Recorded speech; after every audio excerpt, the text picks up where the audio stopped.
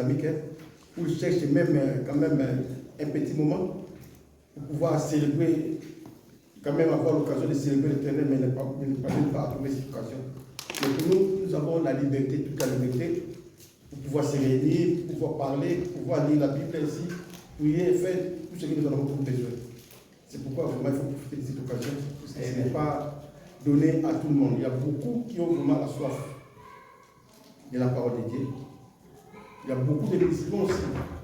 Ils cherchent à connaître le chemin de la vérité et à connaître le chemin de la vie éternelle, puisque dans leur Coran, dans leur doctrine, on leur prêche concernant la religion, concernant leur Dieu, mais ils ne savent pas s'ils hériteront le royaume des cieux, s'ils auront la vie éternelle. Mais pour nous, les enfants de Dieu de Jésus-Christ, c'est la Bible nous dit dans le livre de Jean 1er, que à tous ceux qui l'ont cru, tous ceux qui l'ont reçu, ils nous donnent le pouvoir de devenir enfants de Dieu. Pour nous, nous sommes les enfants de Dieu. Si tu es enfant de Dieu, si Christ est en toi, tu as directement, automatiquement, tu as la vie éternelle. Même si tu meurs maintenant, la Bible nous dit non, derrière les morts qui meurent dans le Seigneur, car leurs œuvres les poursuivent. Amen. Amen. Si tu as Jésus, tu as la vie. C'est-à-dire la vie éternelle, nous en avons à partir du moment que nous recevons Jésus-Christ. Et c'est même le Saint-Esprit. Le Saint-Esprit entre en nous dès le moment que tu reçois Jésus comme Seigneur et Sauveur. Quand Jésus entre dans toi et le Saint-Esprit entre aussi dans toi, tu commences maintenant à faire des choses dans ta vie. Tu commences maintenant à glorifier Jésus dans ta vie selon votre marche. Amen. Amen. Si nous voyons les jours courent trop vite, comme hier seulement c'est comme hier on était là, et c'était dimanche, mais les jours ça court trop vite, puisque le Seigneur a déjà prédit toutes ces choses. Il a dit qu'il va poser les jours. Pour nous, c'est fidèle. Nous sommes maintenant dans des moments difficiles, où Jésus nous a déjà préparés, afin que nous ne soyons pas tombés. Il nous a déjà préparé dans le livre de Matthieu 24, il a dit que non, pour tout ce qui arrivera, il nous a donné des signes pour pouvoir nous donner quand même l'assurance et nous reconforter, afin que nous ne soyons pas échappés. Et c'est grâce. Amen. Amen. Alors, comme on dit dans le livre d'Éphésiens chapitre 5, verset 16, on dit de racheter les temps car les jours sont mauvais. Amen. Nous sommes maintenant dans des moments difficiles, des moments de persécution, dans des mauvais jours où le Seigneur nous avait dit, et nous vivons dans l'état de démagisation, où les gens n'ont plus encore le désir d'écouter la parole de Dieu, n'ont plus encore le désir d'aller dans la présence de Dieu. Il y a beaucoup de gens, quand on les fait édifier, on les fait exhorter pour venir dans l'assemblée, pour se rapprocher de Dieu. Mais ils voient que comme nous faisons des flatteries. Et pourtant c'est pour leur salut. Amen. Amen. C'est pour leur salut. Mais ils voient ça comme que c'est comme la flatterie. Mais ce n'est pas la flatterie. Nous sommes obligés de faire ça. Comme Jésus nous a dit, d'aller et faire de tous les disciples. Seulement d'aller prêcher, d'aller parler. Mais ce n'est pas d'aller faire convertir tous. Mais d'aller seulement parler, prêcher, dire seulement un mot. Et Jésus revient. Jésus vous aime. Jésus est mort pour vous. Jésus vient pour juger les mondes. Même les musulmans, ils savent dans leur Coran que le Seigneur est monté, est allé au ciel, il reviendra pour le jugement. Malgré tout, il faut nier Jésus-Christ. Ils disent que c'était un prophète. Mais ils savent que Jésus est vivant. Mais Mohamed n'est pas vivant. Amen. Amen. Ils savent que Jésus est vivant. Et même dans le Coran, ils savent que Jésus est vivant. Mais Mohamed n'est pas vivant. Et ils savent que Jésus est parti, mais il reviendra encore. Il viendra pour faire la résurrection et pour donner la vie à ceux-là qui croient à son nom et ceux-là qui obéissent à ses commandements. Comme nous avons prêché la fois dernière, vous avez vous avez prêché sur les commandements de Dieu. Alors, je vous parlerai. Si qui les salit. Pour le titre de notre message est intitulé, c'est comment protéger ton salut. Comment protéger ton salut. Nous avons déjà les salis. Celui qui a le Christ a déjà les salis. Les salis, c'est la vie éternelle. C'est-à-dire qu'il nous donne, premièrement, l'avantage de devenir enfant de Dieu. C'est-à-dire que nous avons obtenu la vie éternelle. Ensuite, il nous donne aussi l'occasion de vivre ici sur la terre en plénitude de l'abondance. Dans la gloire. Amen. Amen. Alors, comment faire protéger ton salut? Puisque le premier ennemi de l'homme, c'est toujours l'homme. Comme les gens disent que aide-toi et les aides t'aidera. C'est la même chose aussi, tout dit. C'est-à-dire que si toi-même tu désobéis, si toi-même tu désorientes ta vie, tu es perdu.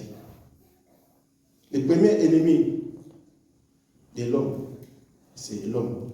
Comme Dieu nous a donné des commandements, c'est des commandements qui font, c'est-à-dire que la totalité de tous les 10 commandements, c'est l'amour. Il a dit que l'amour vers Dieu et l'amour vers ton prochain. Aime ton Dieu et aime ton prochain. Il nous a donné des commandements. Et maintenant, c'est pour le salut, il y a des choses qui vont faire chuter. C'est là qui ont déjà reçu Jésus-Christ. C'est là qui ont déjà la vie éternelle. Mais ils ont aussi la capacité de les perdre. Nous voyons que Judas était choisi parmi les 12 disciples. Lui aussi, il faisait partie des gens qui avaient eu la vie éternelle. Il avait aussi chassé les démons. Il avait aussi prêché. Mais par après, Judas avait manqué. Amen. Amen. Judas avait manqué son salut. C'est la Bible nous dit dans le livre de Actes chapitre 1, on dit que sa maison reste déserte et une autre personne prend sa charge. Judas aussi avait la maison. Dans les comme Jésus nous dit dans le livre de Jean 14, verset 1, il dit que non, je vais au Père et je reviendrai. Je vais vous préparer des places, ensuite je reviendrai vous prendre pour aller être là où moi je suis. Judas aussi avait eu l'occasion d'être célèbre comme quand Jésus les avait choisis. Quand il était parti à la montagne pour prier, et quand il est revenu, il avait choisi les 12 disciples parmi les autres. Alors, il avait dit, vous qui êtes là, c'est le Père qui vous a choisi. Mais l'un de vous est démon. Amen. Judas avait aussi la part de la vie éternelle. Mais on l'appelle le fils de la perdition. C'est lui qui a perdu son salut. Puisque avant que les choses y arrivent, Jésus l'avait rappelé de ce qu'il voulait faire, afin de ne pas le faire. Mais comme lui, son intention était toujours sur l'argent, alors il s'est rendu à la perdition. C'est pourquoi, comme Jésus appelle Judas le fils de la perdition, il y a aussi des gens là qui viennent à l'église. Ce n'est pas tous qui iront dans le ciel. C'est pour dire que ce n'est pas ceux qui disent Seigneur, Seigneur, entreront forcément dans le royaume des cieux. Mais c'est là qui font la volonté de Dieu. Amen. Les premiers seront les derniers et les derniers seront les premiers. Nous voyons que le voleur, le criminel, c'est la croix qui est à côté de Jésus, est entré au paradis. Mais les gens qui regardaient, qui étaient devant là, ils voyaient les considérer comme toujours les criminels, qu'il est condamné à cause de son crime. Mais comme il avait confessé, il avait cru en Jésus-Christ, à la dernière minute, Jésus l'avait fait grâce. puisque Jésus est venu nous faire grâce. Nous sommes sauvés par la grâce au moyen de la foi. Comme il avait mis sa foi en Jésus-Christ, il a confié en Jésus-Christ. Il a dit, Seigneur, pense à moi dans ton règne. Et Jésus aussi l'avait pris en charge. Quand Jésus marchait dans le paradis, les voleurs aussi étaient ensemble avec Jésus. Amen. Amen. Mais les gens les voyaient, les considéraient comme criminels. Mais Dieu ne les considère pas comme criminels. Comme nous aussi, nous voyons ceux qui sont en dehors, nous voyons qu'ils sont des perdus, des gens qui sont perdus. C'est-à-dire que nous qui venons à l'église, que nous, c'est nous qui sommes sauvés. Mais si nous ne changeons pas, nous avons dit, si nous ne nous répandons pas devant Dieu, si nous ne sommes pas en règle avec Dieu, nous n'entrerons pas dans le monde du ciel. Amen. Amen. Ce n'est pas la présentation, ce n'est pas le figuier. On ne veut pas ici pour faire des commerces. On ne veut pas ici pour se faire monter des habits tout comme ça, ou la beauté, mais on vient pour se faire préparer. Amen. Amen. À l'église, on vient pour apprendre. C'est pas pour quand je peux dire, ah, yeah, c'est pas ça. On est là pour assimiler des matières, pour ajouter quelque chose, pour ajouter la connaissance. La connaissance, c'est ça qui va t'aider. Amen. Amen. Et quand on vient à l'église, on vient librement. Alors quand on vient aussi librement dans l'église, il faut chercher maintenant à apprendre quelque chose pour ton avantage. C'est pourquoi, pour protéger ton salut, le premier ennemi, c'est le péché. Ce n'est pas le diable. Le diable ne vient pas en première position. C'est le péché qui est en première position de ton salut. Puisque le péché, c'est la désobéissance à Dieu. Le péché, c'est la révolte à Dieu. Si tu désobéis à Dieu, ce n'est pas le diable, c'est toi-même qui se révolte contre Dieu. Amen. Amen. Amen. Si la parole de Dieu dit de ne pas voler, de ne pas tricher, de ne pas commettre l'adultère, de ne pas injurer, de ne pas faire ceci, ce n'est pas le diable. Mais c'est à toi maintenant de prendre ça et de garder ces commandements et de commencer à marcher sous. Alléluia. De commencer à marcher sous la direction de Dieu. Si tu obéis, tu seras sauvé. Si tu n'obéis pas, tu seras condamné. Donc le premier ennemi de ta vie, c'est toi-même. Le premier ennemi, c'est le péché. C'est le péché qui nous fait séparer de Dieu. La Bible nous dit dans le livre d'Ésaïe 59, le verset 1er à 2, on dit que non. La main de l'Éternel n'est pas pour sauver. Et son oreille n'est pas pour écouter. Mais ce sont les péchés qui font éloigner Dieu devant nous. Amen. Dans le livre de Romains, chapitre 3, verset 23, on dit que ce sont les péchés qui nous privent de la gloire de Dieu. Si tu marches dans le péché, tu ne peux jamais voir Dieu. C'est dit dans le livre d'Hébreux, chapitre 12, verset 14, il dit non, de rechercher la paix et la sanctification, sans laquelle personne ne verra Dieu. Il faut marcher dans la vie de la sanctification. Si tu marches dans la vie de sanctification, c'est ça. Tu as déjà les saints. C'est-à-dire que tu écoutes la parole de Dieu et tu préserves. Tu gardes cette parole. C'est comme une richesse, un trésor. C'est ça qui va te donner l'avantage d'être toujours en communion avec Dieu, d'être toujours dans la présence de Dieu et de voir la gloire de Dieu. Les salaires des péchés dans le livre de Romains chapitre 6, verset 23, verset 10 que non, les salaires des péchés, c'est la mort. Si tu marches dans le péché, il a la conséquence. Que tu sois comment, que tu sois belle ou beau, que tu sois riche ou pauvre, que tu sois intellectuel ou je ne sais pas, de qualité de poste, de poste, il y a la fin. La fin là, c'est la mort. Et la mort là, quand la mort vient, la mort arrive, tu seras déconsidéré au milieu des gens. Toi qu'on appelait Pascal, pasteur Pascal, on va commencer à t'appeler les cadavres.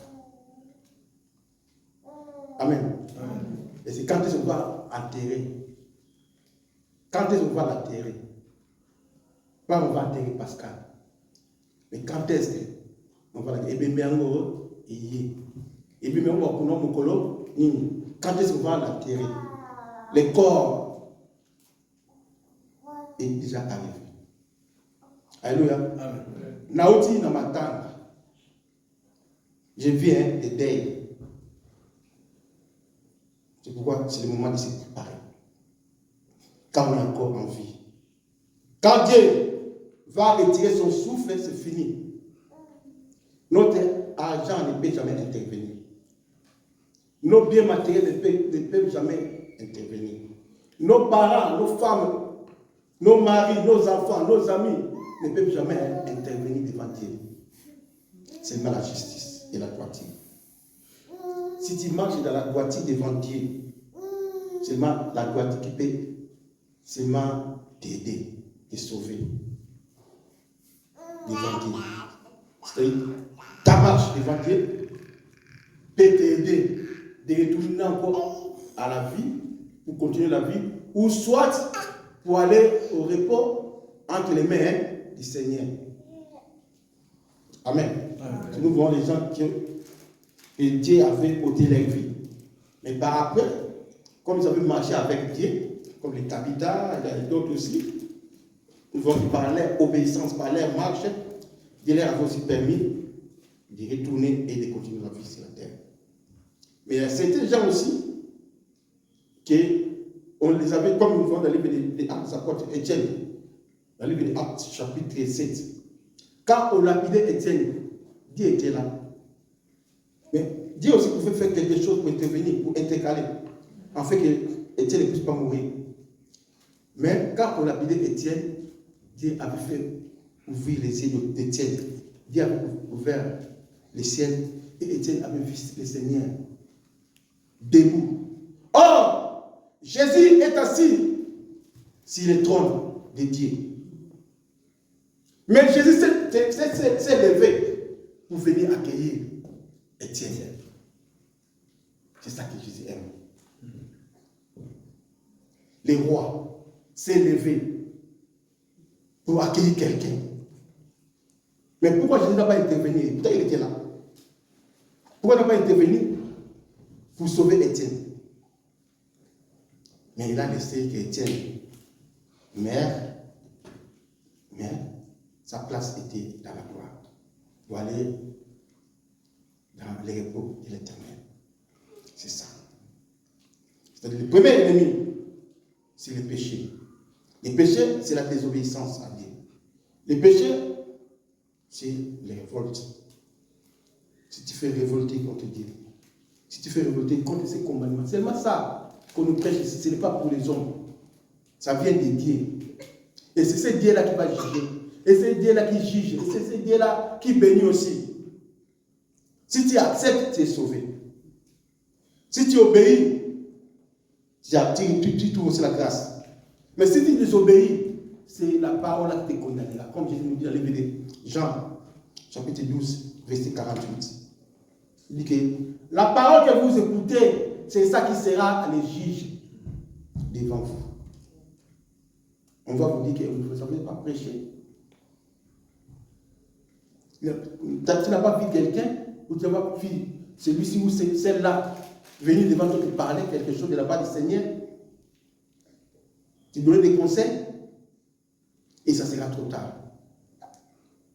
Amen. Amen. Ça sera comme on dit dans le livre de Luc, chapitre 16, concernant le pauvre Lazare et l'homme riche pendant leur séjour. Nous voyons que l'homme riche, vous voyez comme que, bon, il était dans la gloire, avec ses richesses-là, il pensait que non, il ne filera jamais. Mais Lazare, comme il était pauvre, la Bible nous dit dans le livre de Matthieu 5, et les pauvres en esprit, car ils hériteront le royaume des cieux. Il était pauvre. Mais dans sa pauvreté, il s'est réveillé. Nous voyons certains gens, dans leur pauvreté, ils vont chercher les secours ailleurs. Dans leur pauvreté, ils nient Dieu. Ils cherchent ailleurs les secours. Et puis là, on dit que non, je lève les yeux vers l'Éternel, d'où me viendra les secours. Nous sommes créés par Dieu, nous dépendons à Dieu. Si les problèmes arrivent, il faut faire les recours vers ton Dieu. C'est lui qui t'a créé, c'est lui qui connaît tout. Et la solution vient en lui, puisqu'il dit, nous avons fait Matthieu 11, 28, que venez à moi, vous dites que tu es fatigué. En fait, je donne des repos. C'est Dieu qui est la solution. La solution n'est pas ailleurs, mais la solution est en Jésus-Christ.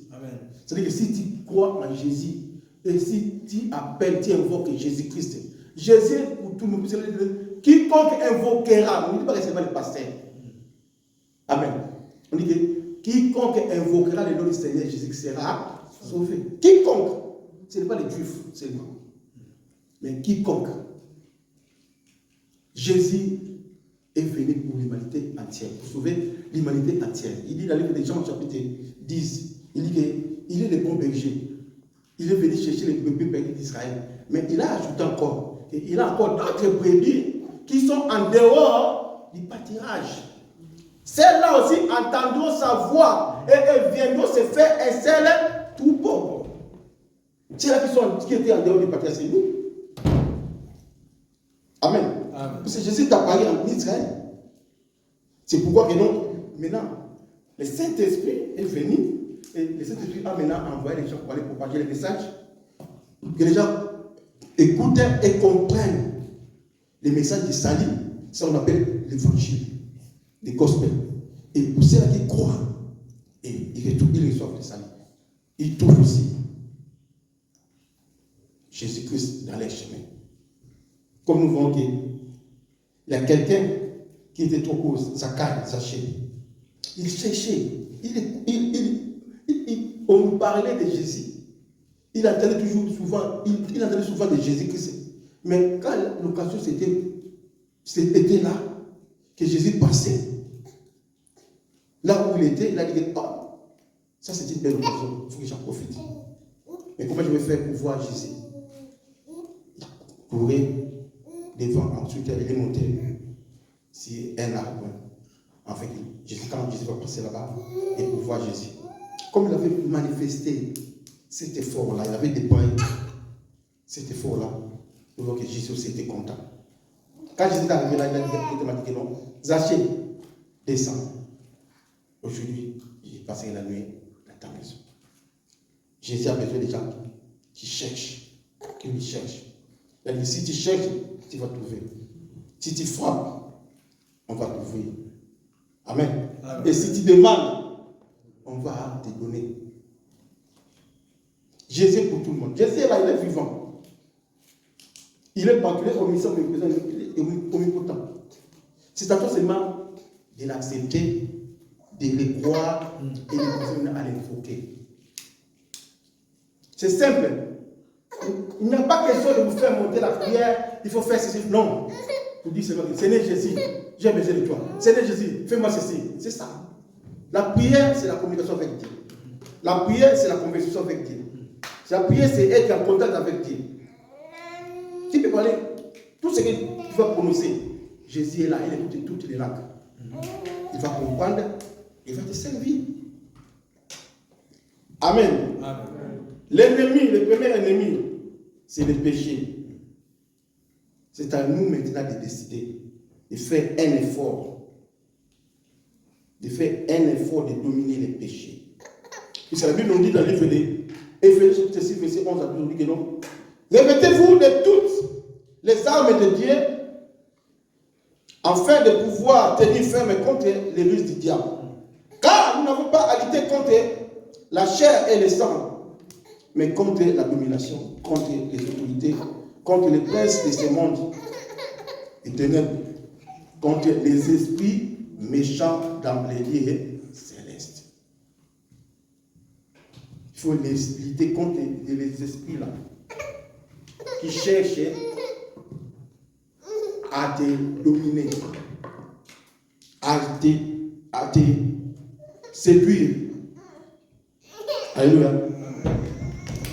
Pour refuser Dieu, pour rejeter Dieu, pour rejeter la parole de Dieu,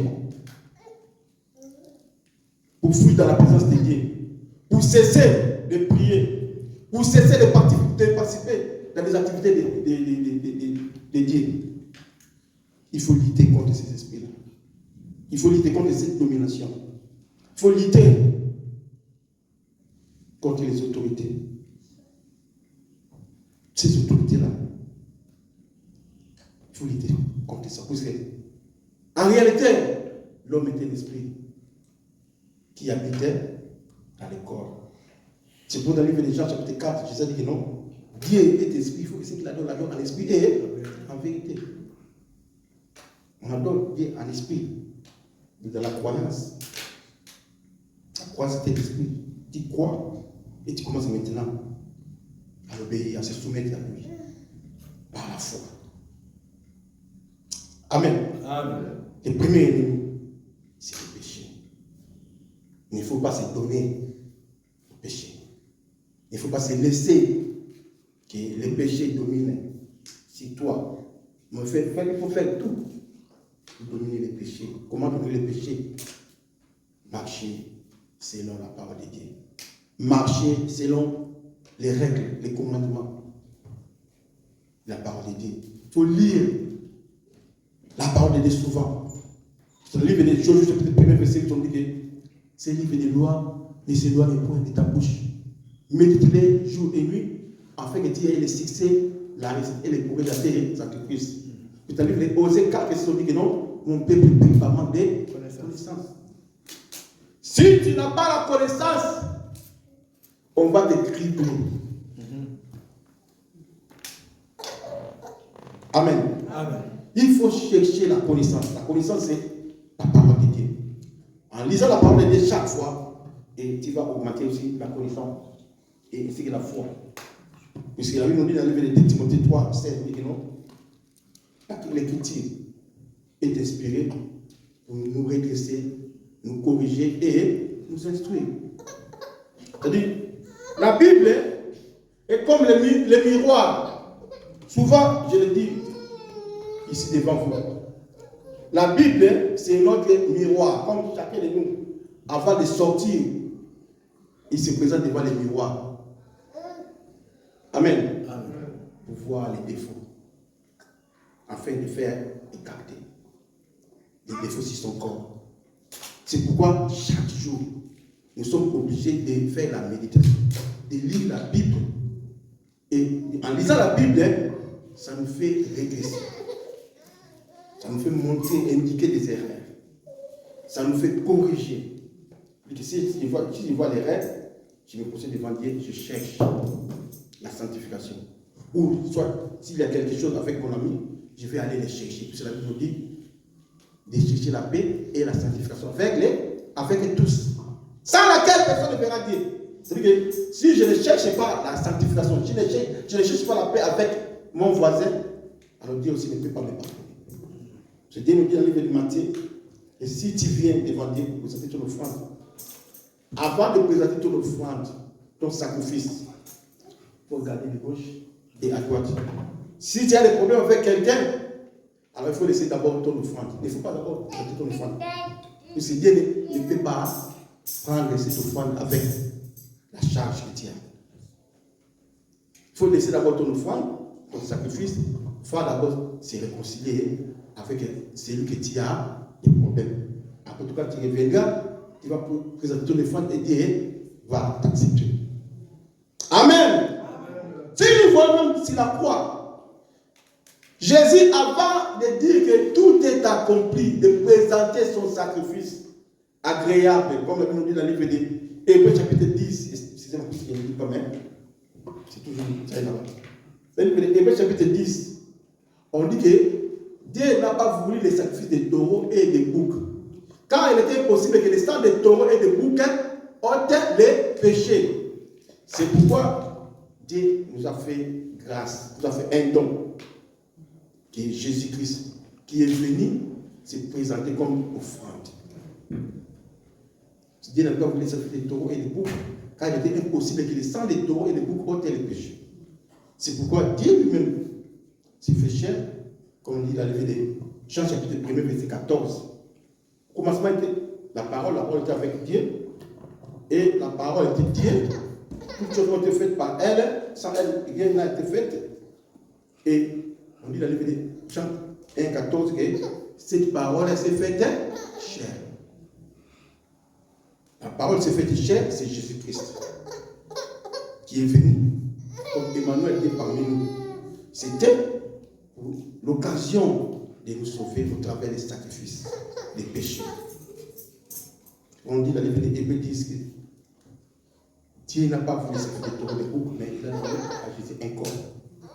C'est ce corps-là que tous soient sauvés par l'offrande et sacrifice de Jésus-Christ. C'est pourquoi nous allons faire pour combattre. Les combats que nous en avons, de voir de gauche à droite. Comme Jésus avait vu que c'était son heure maintenant pour présenter son offrande, pour dire que tout est accompli. C'est-à-dire pour la fin de sa mission. Pour dire que tout est accompli et pour dire que Père, je remets mon esprit à cette main. Avant de dire cela, il avait regardé de gauche et à droite. Il dit, Père, pardonnez-les. Car ils n'ont pas compris ce qu'ils ont. Même Étienne aussi, comme il était martyr, il devait mourir pour Jésus-Christ. Malgré que Jésus est là, il avait vu Jésus, le ciel était ouvert. Mais il avait dit que Seigneur, n'épite pas leurs péchés. Seigneur, n'impute pas leurs péchés. Et puis il était mort.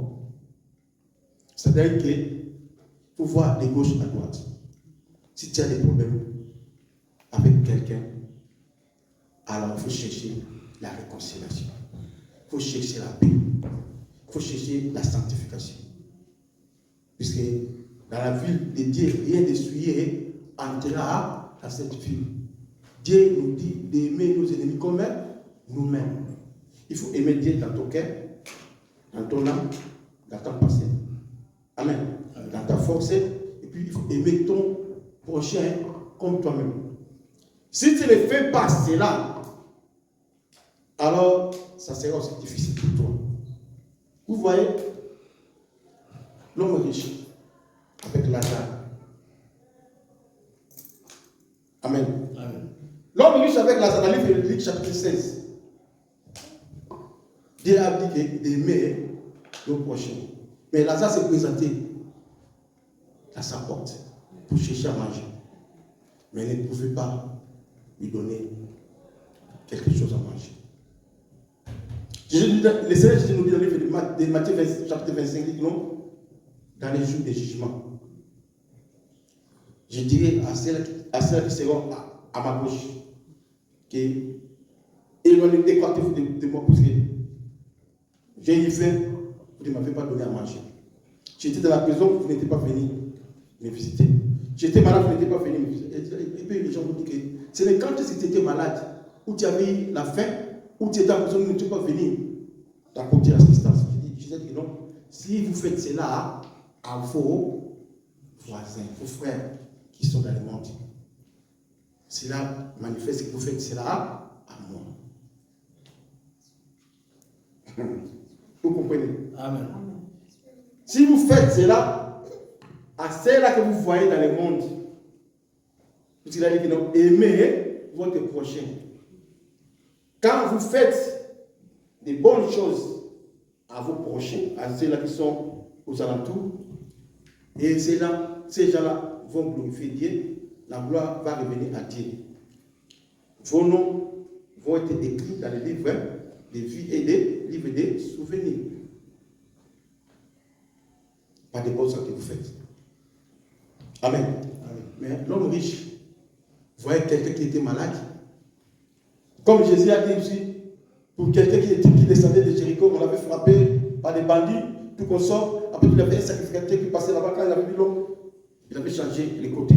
Et ensuite, il avait aussi un lévitain qui passait aussi la vie de l'homme. Il avait changé la route.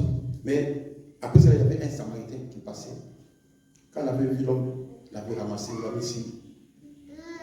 C'est son ami. Et il est parti avec lui dans l'hôtel qui allait dormir. Ensuite, il a commencé à traiter cette personne jusqu'à ce que son moment de séjour était arrivé. Il avait laissé cet homme en charge pour la personne qui s'occupait de ce hôtel. Il a dit donc, continuez à aider, à faire soigner cette personne. D'amour et tout, je vais vous donner tout ce que vous allez faire pour son compte. Amen. Amen. Et après, Jésus a dit que non, pour tous ces mondes-là, qui avait fait un beau acte, qui avait manifesté l'amour. C'est la même chose pour l'homme riche. Il voyait Lazare auprès de lui. Lazare souffrait. Il manquait à manger. Lazare souffrait, il était malade. Mais il avait l'occasion, il avait l'opportunité de le faire soigner, de le faire traiter, de le faire donner à manger. Mais il ne voulait pas le faire. C'est ça. Il avait manqué l'amour. C'est ça qui l'avait conduit dans les liens des tourments. Nous voyons que dans le livre de Luc, chapitre 18, là on nous parle de deux personnes qui se rendaient devant des propriétaires. L'un était publicain, c'est-à-dire qu'il était publicain, l'autre était pharisien. Mais comme les pharisiens étaient religieux, alors ils pensaient que pour les dîmes qu'ils donnaient, les jeûnes qu'ils faisaient, les longues prières qu'ils faisaient, alors ils voulaient maintenant déconsidérer l'autre qui était à côté de lui. Seigneur, moi je donne des dîmes, moi je fais ceci, moi je fais des prières, moi je fais des jeûnes. Je ne suis pas comme l'autre là qui est à côté de moi, qui est publicain. Mais les publicains là, on n'a pas eu l'occasion de critiquer, mais il avait cherché l'humilité. Il a dit, Seigneur, je n'ose pas à ouvrir ma bouche pour parler de la manière dont je suis.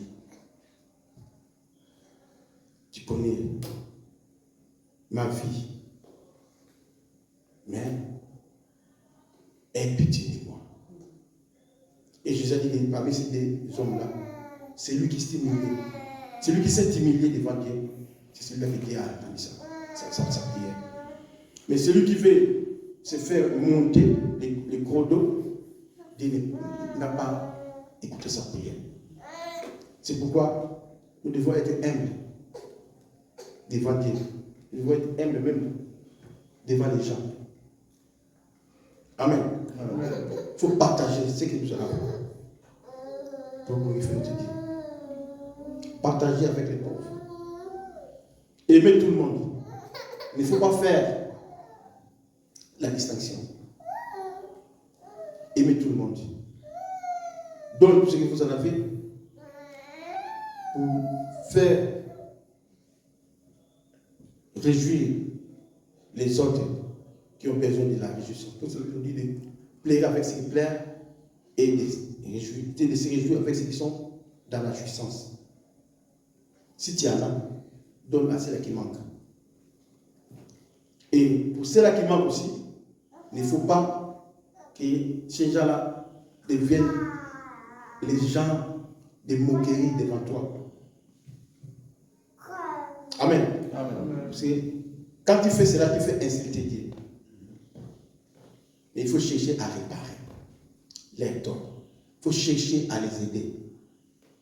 Il faut chercher à les sauver. Par là, Dieu va te récompenser.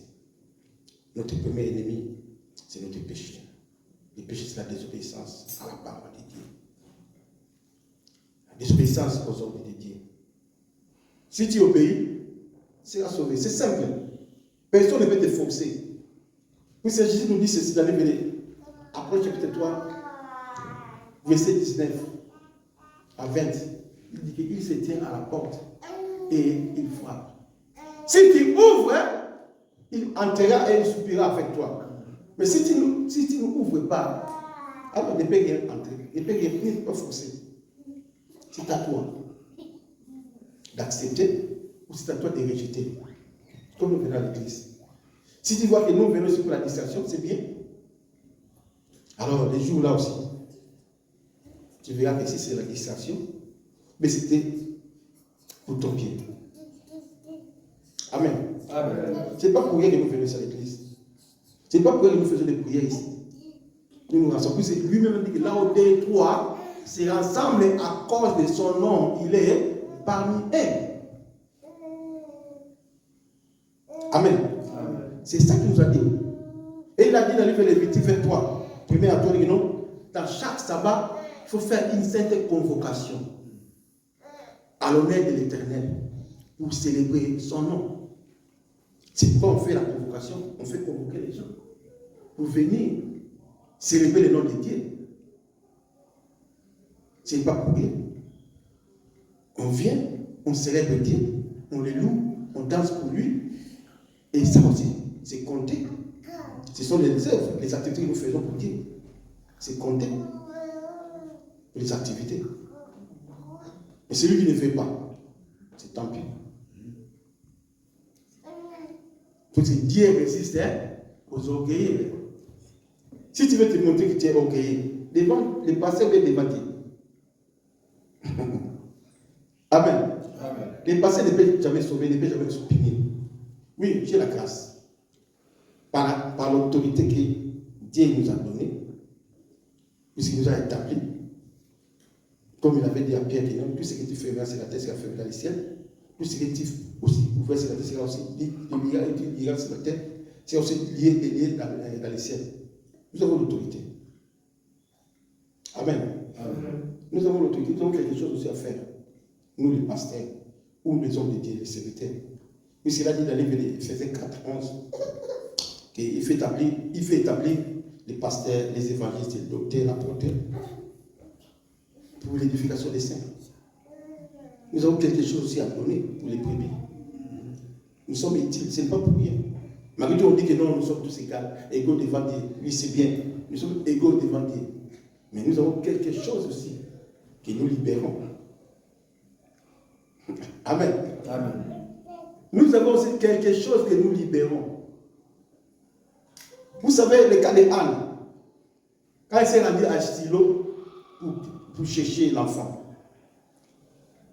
quand elle pesait les pieds là, il chuchotait, ainsi les sacrificateurs ne comprenaient rien.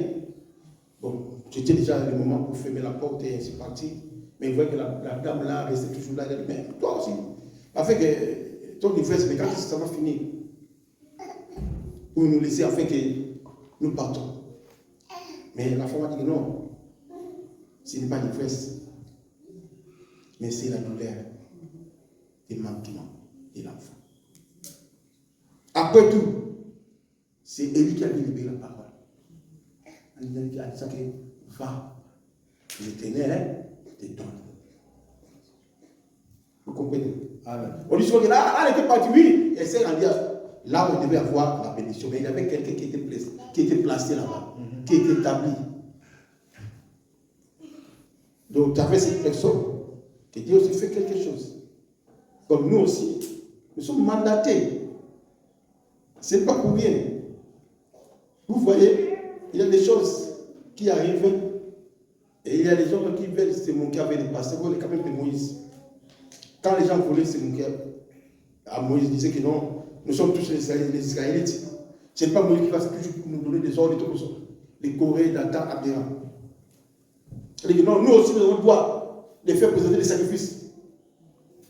Quand ils ont voulu faire ça, Dieu n'avait pas écouté, Dieu n'avait pas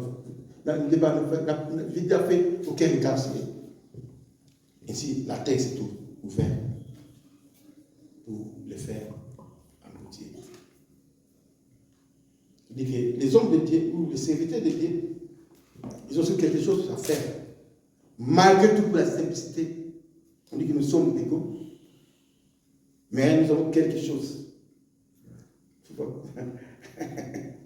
Nous avons quelque chose. Amen. Amen. Nous avons quelque chose à libérer. Alors, la Bible nous dit que le premier ennemi, c'est le péché. Le deuxième ennemi, c'est le diable. C'est le diable qui nous induit à l'erreur. C'est lui qui nous séduit. Il ne faut pas laisser la place à la diable. Donc, il ne faut pas laisser, premièrement, la place au péché. Deuxièmement, il ne faut pas laisser la place au diable. Il ne faut pas faire le diable comme ton ami. Puisqu'il est ennemi de ton Dieu. Il ne peut jamais être ton ami. Il faut qu'il soit aussi ton ennemi. Puisqu'il avait voulu faire, il avait fait la révolte, c'est-à-dire qu'il avait voulu faire le coup au ciel. Par toute opportunité que Dieu lui avait donnée pour être célèbre parmi les anges. Nous voulons que par cette opportunité-là, il avait voulu profiter à faire le coup contre Dieu. Il avait même organisé un tiers des anges, une partie des anges, pour se comploter, pour se révolter contre Dieu.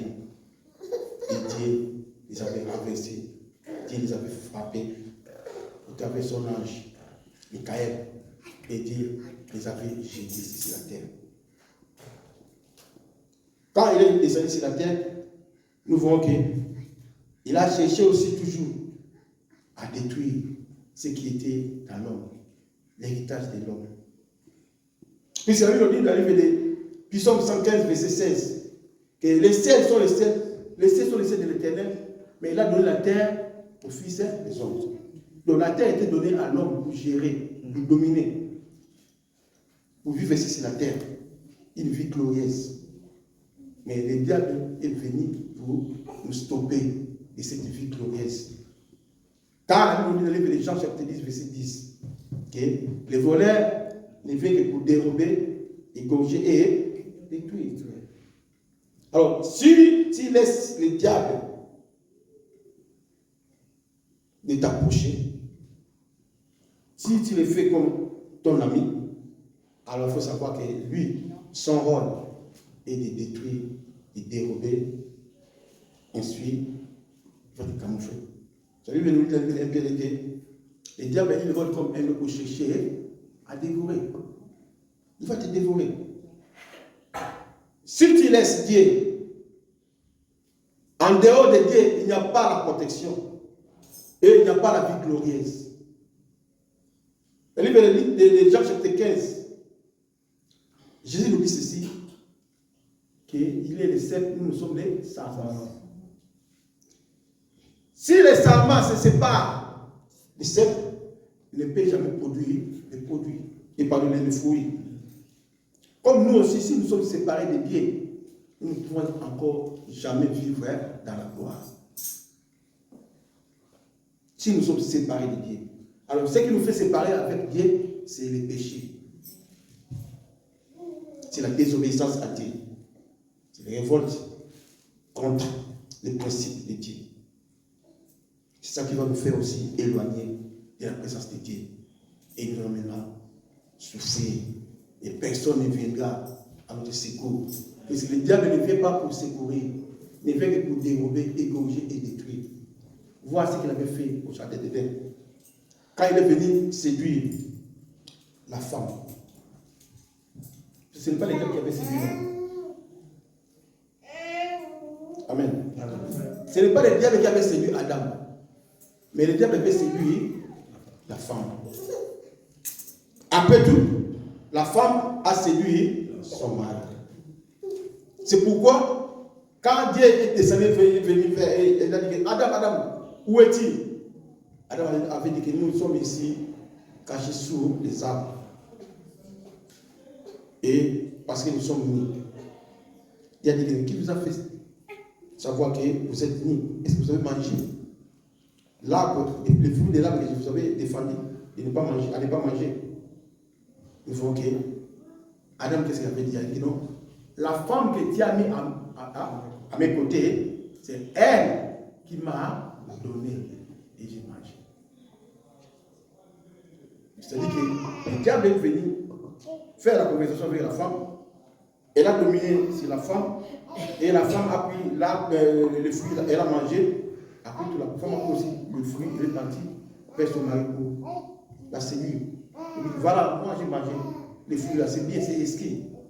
C'est vraiment goût, c'est très beau. Et l'homme aussi a pris, il a mangé. Donc l'homme avait dit non, la femme que tu as mis à mes côtés, c'est elle qui m'a donné. Et si Dieu a demandé à la femme, pourquoi tu as fait cela?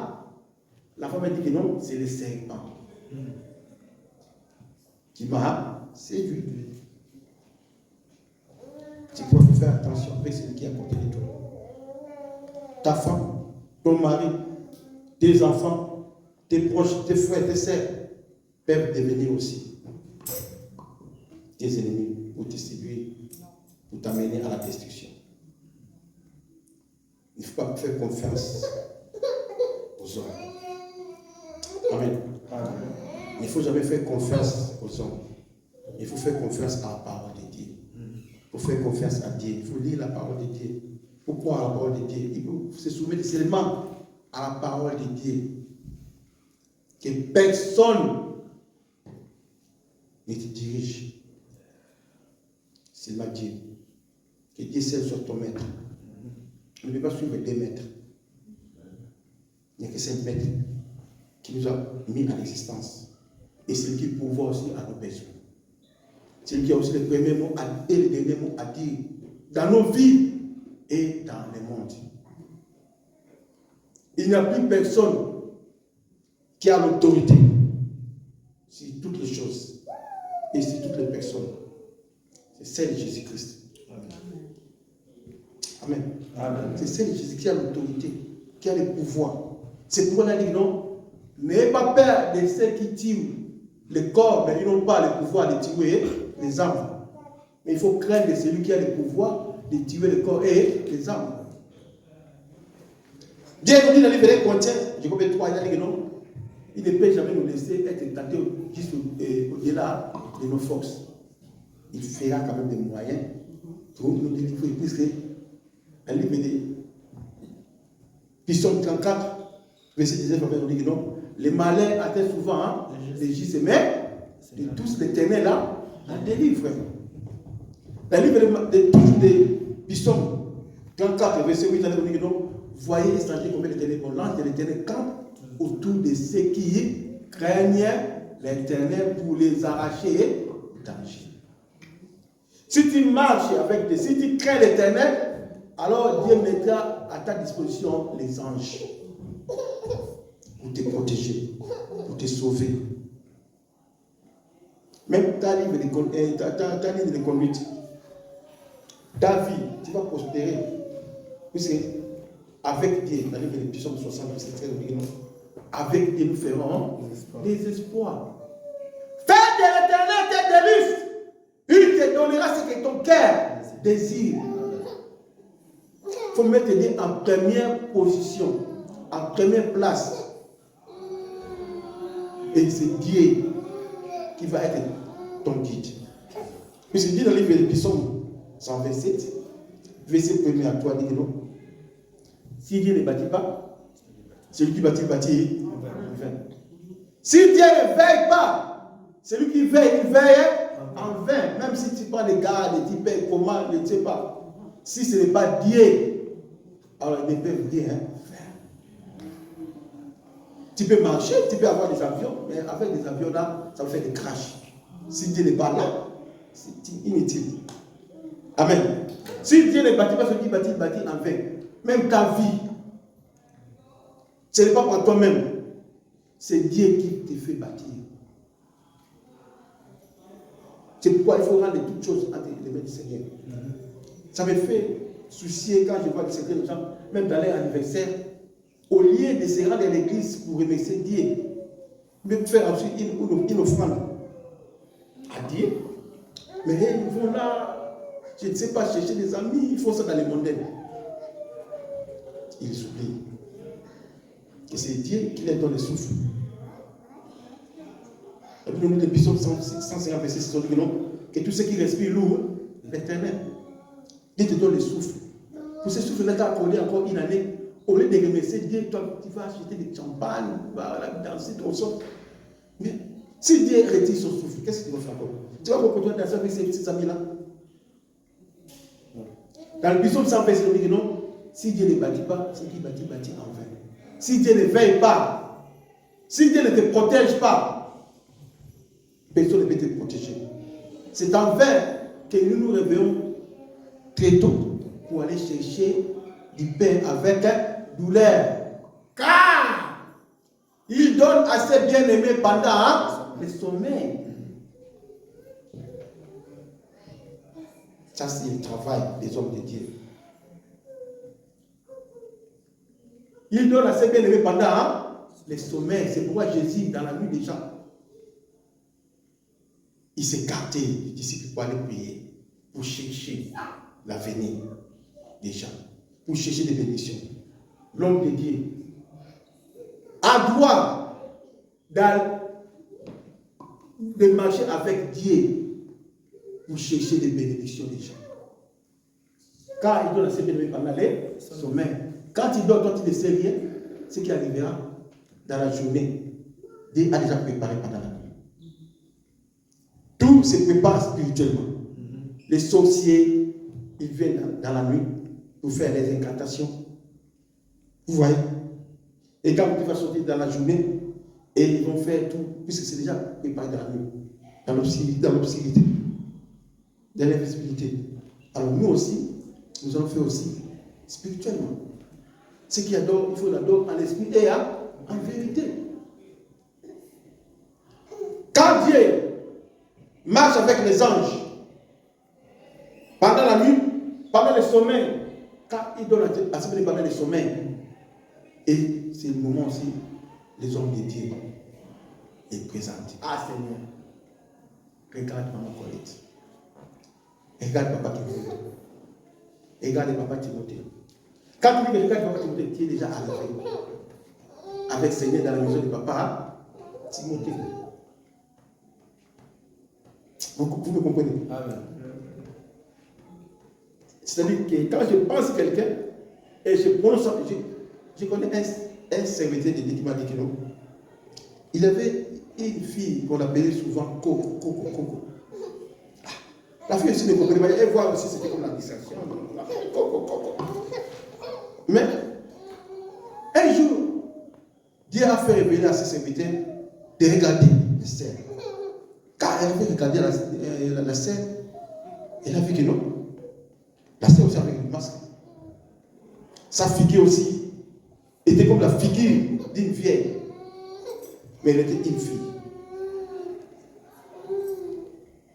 La fille, c'est-à-dire qu'elle n'était pas en condition d'une jeune fille.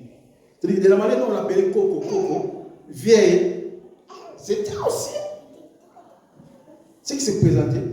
Mais l'homme de Dieu, sans que, c'est mon frère, un pasteur, sans que la sœur sache l'affaire, l'homme de Dieu était entré en retraite. Il avait commencé à payer, à casser, à briser ces masques-là. Et quand la sœur avait le mariage, même cette appellation-là, c'est fini. Vous me comprenez? Mais la sœur n'avait pas si. N'avait pas compris. Et c'est ça le travail des hommes de Dieu. La sœur n'avait pas compris. Jusqu'à présent, l'autre m'avait dit, la sœur n'avait pas compris. C'était le problème de lui. Et c'est pour ça que Dieu l'avait établi comme serviteur. Quand Dieu lui fait révéler, il faut faire maintenant le traité avec Dieu. C'est ça notre devoir. Dès que la sœur avait trouvé le mariage et s'est mariée, c'est fini. On avait effacé dans la mémoire, même les prononciations là, on ne prononce plus ces noms-là, les cocos. Puisque la sœur avait trouvé la délivrance ainsi que le mariage, tout. Gloire à Jésus-Christ. Amen. Je suis témoin de cette histoire, de ce témoignage. C'est pourquoi il ne faut pas minimiser les serviteurs de Dieu. voyez? Alors, notre ennemi, le premier ennemi, c'est le péché. Le deuxième ennemi, c'est le diable. Il ne faut pas laisser l'accès au diable. Il ne faut pas s'approcher au diable. Il faut donner le diable la place. Vous côtoyez le diable, il va te cribler. Il va te détruire. Il va te séduire. Il va ôter tous les avantages que vous en avez. C'est pourquoi il faut marcher dans la crainte de Dieu. Si nous marchons dans la crainte de Dieu, nous aurons plein d'avantages. Et toutes les bénédictions qui sont prononcées dans la Bible, c'est pour nous. Amen. Amen. Nous sommes les héritiers de Dieu et nous sommes les co-héritiers de Christ. Les bénédictions là, ce n'est pas pour les hommes, c'est pour nous. Amen.